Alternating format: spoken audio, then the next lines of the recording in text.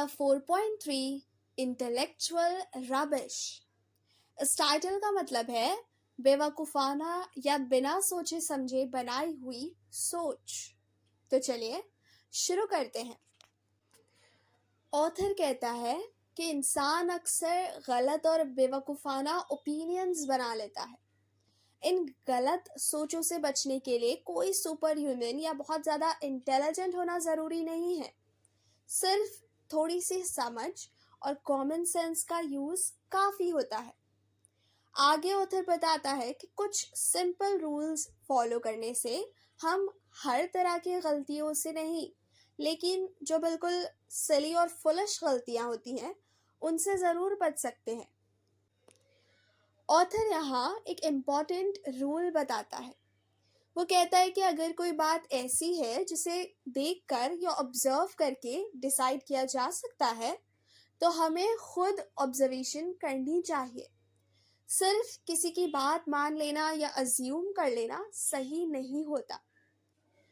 इस बात को समझाने के लिए ऑथर एरिस्टोटल का एग्जाम्पल देता है। एरिस्टोटल जैसे बड़े फिलोसफर ने यह गलत माना था कि औरतों के दांत मर्दों से कम होते हैं। ये एक सिंपल सी बात थी जो इजीली चेक की जा सकती थी। ऑथर थोड़ा ह्यूमर यूज करता है और कहता है कि एरिस्टोटल बस अपनी वाइफ से कह देते कि वो अपना माउथ ओपन करे और वो दांत काउंट कर लेते। इतना सिंपल स्टेप लेने से वो इतनी बड़ी गलती करने से बच जाते। लेकिन एरिस्टोटल ने ऐसा नहीं किया क्योंकि उन्हें लगा कि उन्हें पहले से ही सब पता है। उन्होंने वेरीफाई करने की ज़रूरत ही नहीं समझी। ऑथर फिर एक जनरल बात करता है और कहता है कि जब हम ये सोच लेते हैं कि हम सब जानते हैं जबकि एक्चुअली हम नहीं जानते, तो ये एक बहुत डेंजरस और बड़ी गलती होती है। और ये गलती सिर्फ एरिस्टोटल नहीं बल्कि हम सब लोग करते हैं। आगे ऑथर अपना एग्जाम्पल देता है। वो कहता है कि उसे लगता है कि हेज डॉग्स ब्लैक बीटल्स खाते हैं क्योंकि उसने ये बात कहीं सुना है, लेकिन उसे खुद भी पूरी श्योरिटी नहीं है। इसलिए ऑथर कहता है कि अगर वो हेज डॉग्स के हैबिट्स पर कोई बुक लिखने वाले होते तो बिना खुद देखे या ऑब्जर्व किए इस बात को लिखने की हिम्मत नहीं करते।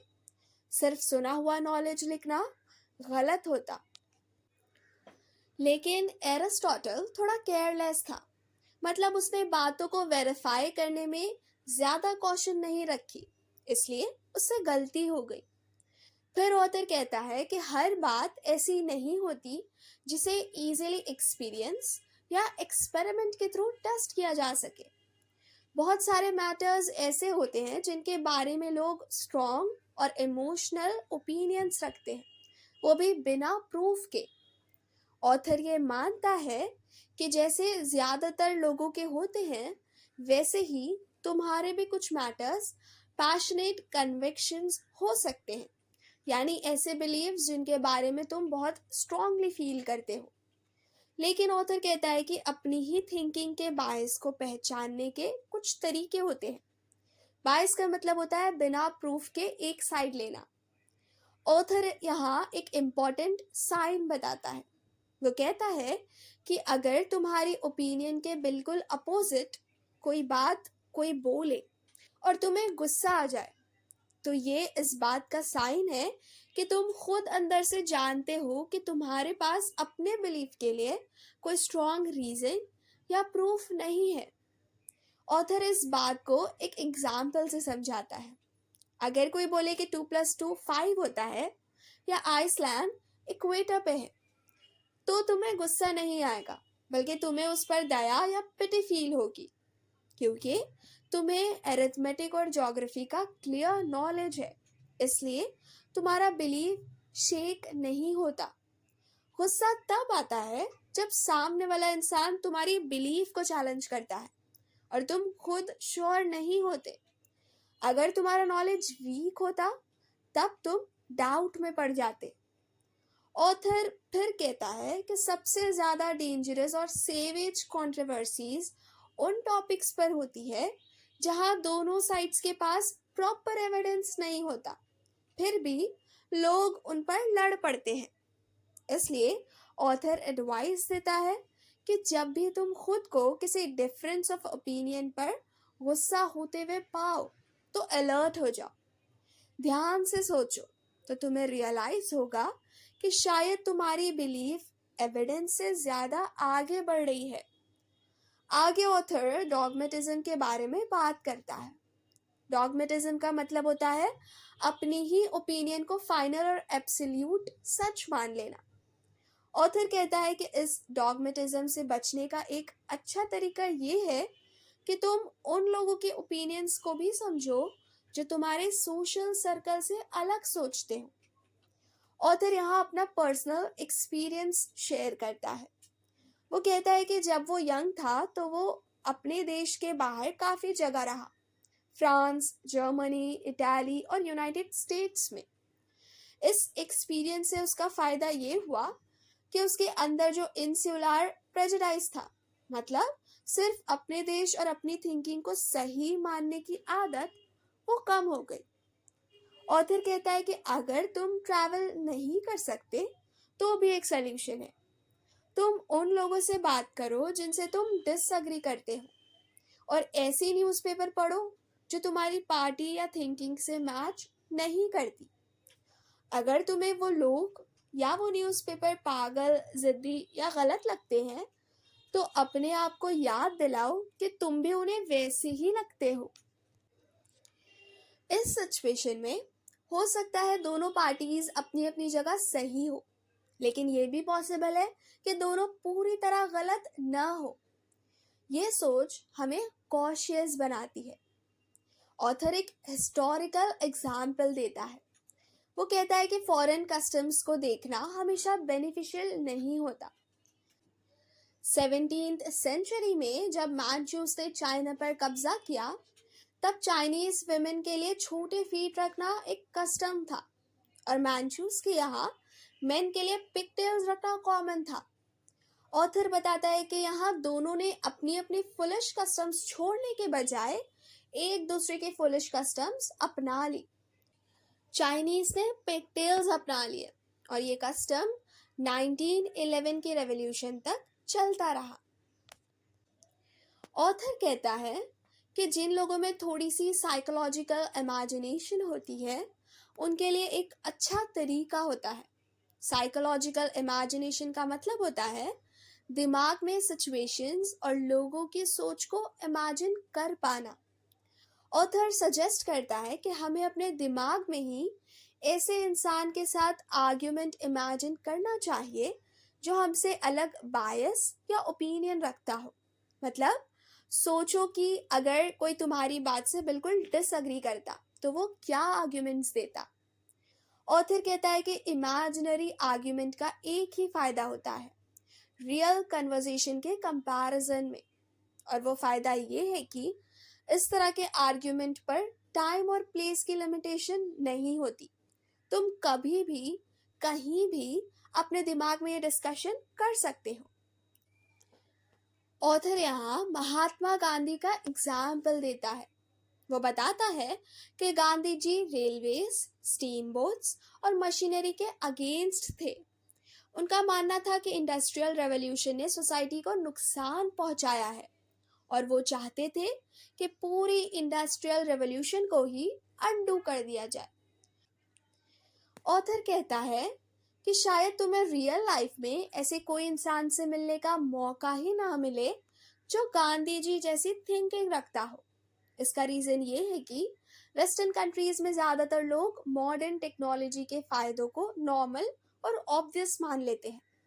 लेकिन ऑथर कहता है कि अगर तुम सच में ये कंफर्म करना चाहते हो कि तुम्हारा ओपिनियन सही है या नहीं, तो एक अच्छा तरीका ये है कि तुम अपने आर्ग्यूमेंट्स को टेस्ट करो, ये सोचकर कि गांधी जी तुम्हारी बात का क्या जवाब देते।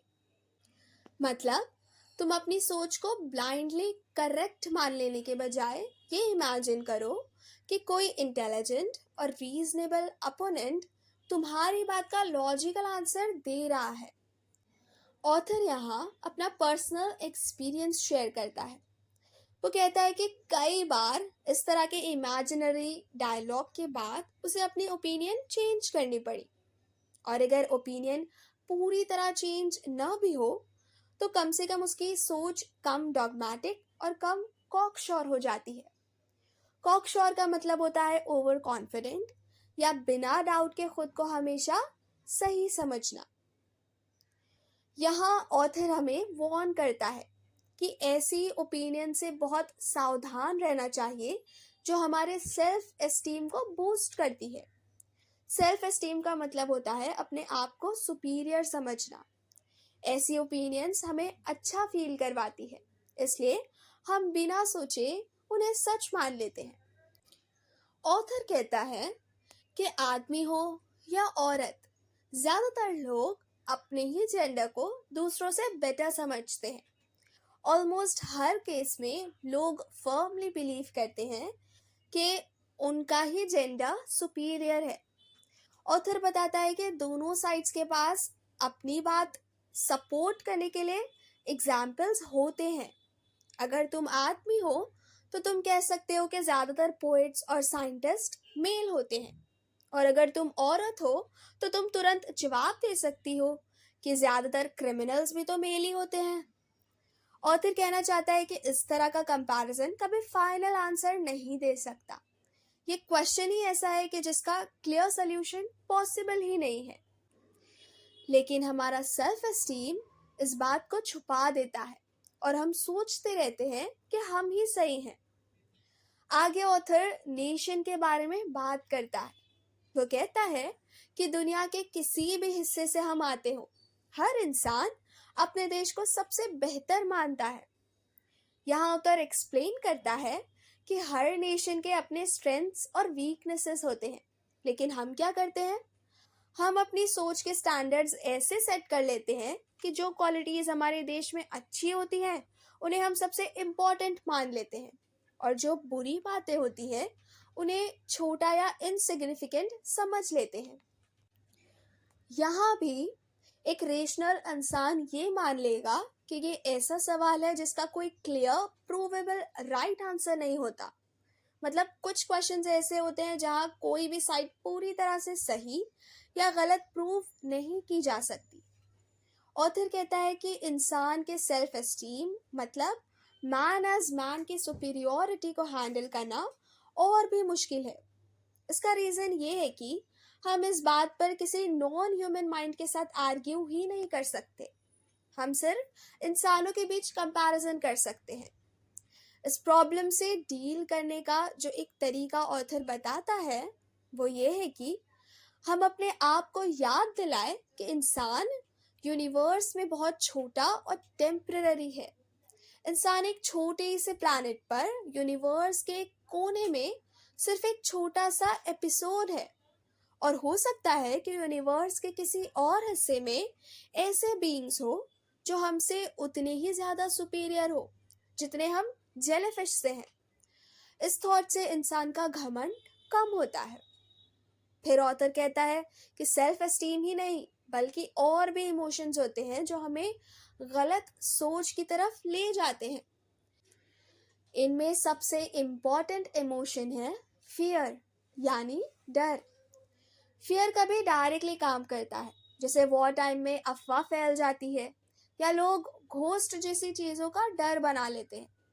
कभी फियर इनडायरेक्टली भी काम करता है, जैसे लोग ऐसी चीज़ों पर बिलीव करने लगते हैं जो उन्हें कंफर्ट देती है, जैसे एलेक्सर ऑफ लाइफ, या फिर ये बिलीव कि हमारे लिए हेवन है और हमारे एनिमीज के लिए हेल। ऑथर बताता है कि फियर के कई टाइप्स होते हैं। डेथ का डर, अंधेरे का डर, अननोन चीज़ों का डर, और एक वेग या जनरल टाइप का डर जो उन लोगों को होता है जो अपने रियल स्पेसिफिक फियर्स को खुद से छुपा लेते हैं। ऑथर ये भी कहता है कि जब तक हम अपने डर को ऑनेस्टली एक्सेप्ट नहीं करते और अपनी स्ट्रॉन्ग विल पावर के थ्रू उस डर के मिथ्स बनाने वाली पावर से खुद को प्रोटेक्ट नहीं करते, तब तक हम जिंदगी के कई इंपॉर्टेंट मैटर्स के बारे में क्लियरली और सच्चाई के साथ सोच ही नहीं सकते। स्पेशली रिलीजियस बिलीव्स जैसे टॉपिक्स पर फियर का इन्फ्लुएंस बहुत ज़्यादा होता है। ऑथर क्लियरली बोलता है कि फियर ही सुपरस्टिशन का मेन सोर्स होता है और ये क्रुएल्टी का भी एक बड़ा रीज़न है। जब लोग डर के अंडर होते हैं तो वो ज़्यादा क्रूअल और इनह्यूमन बन जाते हैं। इसलिए ऑथर बोलता है कि फियर को जीतना यानी उस पर कंट्रोल पाना विजडम की शुरुआत होती है, चाहे सच की तलाश हो या फिर एक अच्छी और मीनिंगफुल जिंदगी जीने की कोशिश। ऑथर कहता है कि फियर से बचने के दो तरीके होते हैं। पहला तरीका है खुद को ये कन्विंस कर लेना कि हम पर कोई डिजास्टर या बड़ी प्रॉब्लम आ ही नहीं सकती। दूसरा तरीका है शेयर करेज, यानी सीधी हिम्मत के साथ डर का सामना करना। करेज वाला तरीका काफी मुश्किल होता है और एक स्टेज पर जाकर हर इंसान के लिए इम्पॉसिबल हो जाता है।